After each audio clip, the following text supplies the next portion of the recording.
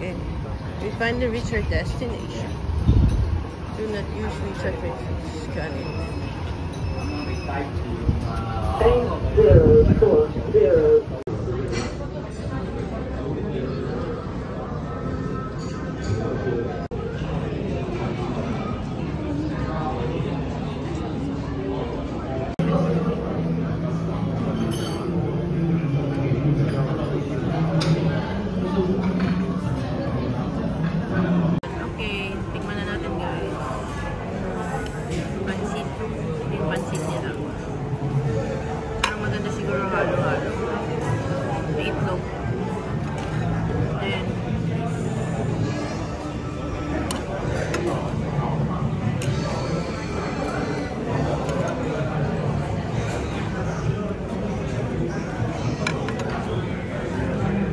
Iba yung combination kasi yung pancit, matamis.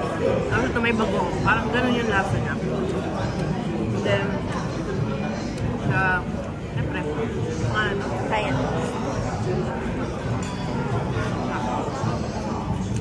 Yun yung kaya nila yung kulay green.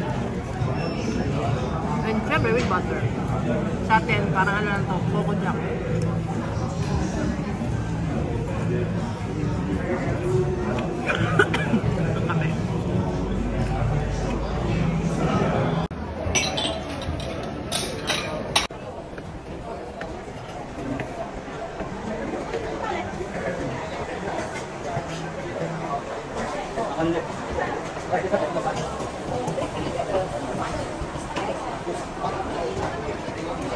Kaya.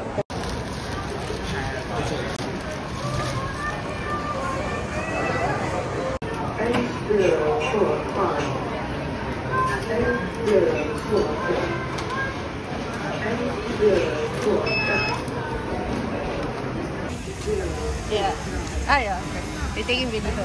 Alright, so nakatapos na tayo kumain sa Hokkaw Hainam Kopitiam. So, Kopitiam is really one of the best here in Malaysia. And this is since 1956. Grabe, tagal na.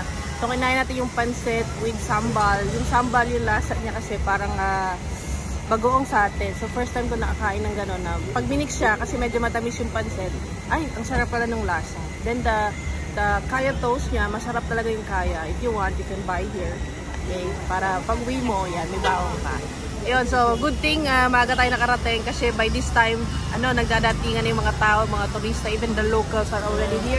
Pila na sa labas, guys, grabe, kita mo yan. Pero nung dumating kami, ayan, dire-diretso na tayo.